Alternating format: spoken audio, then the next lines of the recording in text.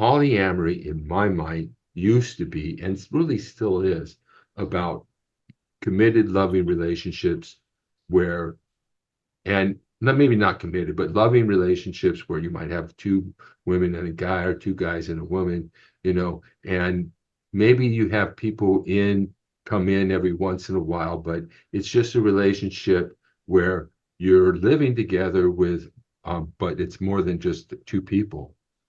And, but what they call polyamory now is really just women's way of saying, yeah, we want the hookup culture. We want to do our chads, and we want to do our beta providers. It's becomes it really what polyamory has been defined as, basically non-exclusive dating. And then they want to tell you what monogamy is, that one guy at a time train ride that Steve has got on and off of so many times, that one guy at a time, go, and then find another guy to replace him when you're done with him, and you don't want to be in that situation. So so I'm not sure that polyamory is exactly what it actually is now. Um, if it just means having multiple sexual partners, that's dating. That's not polyamory. That's non-exclusive dating. Women aren't doing that. They may not be having sex with everyone they date, but they're definitely dating multiple guys and having relationships with multiple men. And so so I don't know. Polyamory is its own thing in many ways, and they have groups that do that.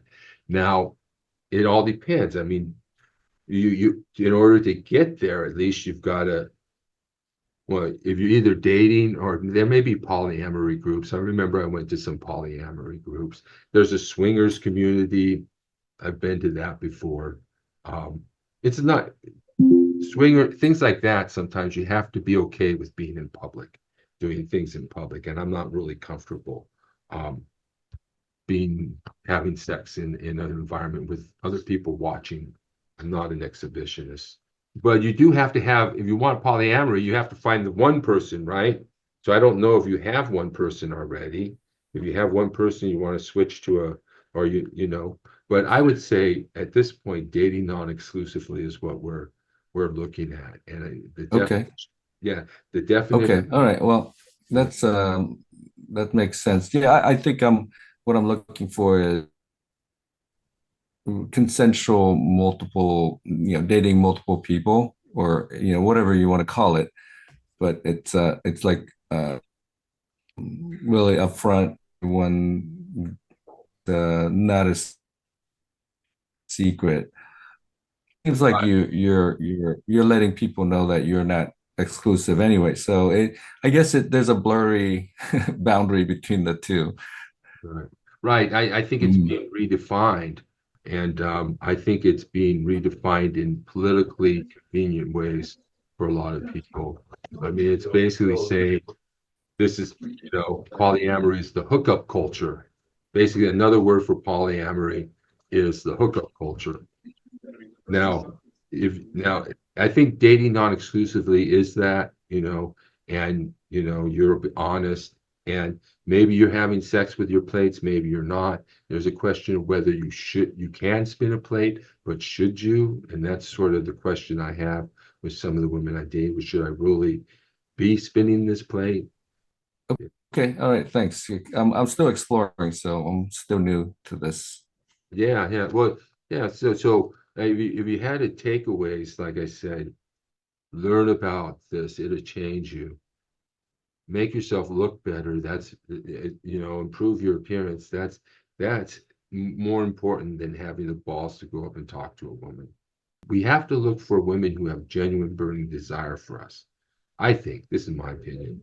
If you're looking for a Sure. woman that you want to have sex with, right? Oh, that woman's hot. I want to have sex with her. But you got to look for a woman that wants to have sex with you.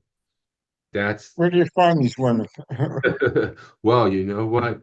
There are plenty of fat, old, ugly women out there who want to have sex with you, Steve. Fat old ladies. Fat old ladies, Or plenty a, of fat old ladies out there. A lot of them would tell you no, but you can find somebody, you know. But if you want to look for somebody that you actually want a relationship with or that you'd be proud to have on your arm, that's a little harder, you know, that's a little harder. I haven't found it at a study rate. I've, you know, you go online and these, but the problem is that we have this 20-80 rule where 80% of the women, I mean, that's a generalization, but 80% of the women going for 20% of the guys, right? So the 20% of the guys are getting a lot of women, right? And 80% of the guys are getting nothing. So I think one thing we have to do, we have to learn to stand up to women too. We have to demand equality too. We have to demand, you know, things, but that might be for another discussion. But yeah, I think we need to so takeaways, make yourself look better, learn about the red pill, get in shape. Also, have a life. And one thing that a lot of these red pills say, oh, get rich, you know. Well, that's really easy for them to say. We're not all going to be able to just get rich. And even if we did, what type of woman would we get who wants us just for that?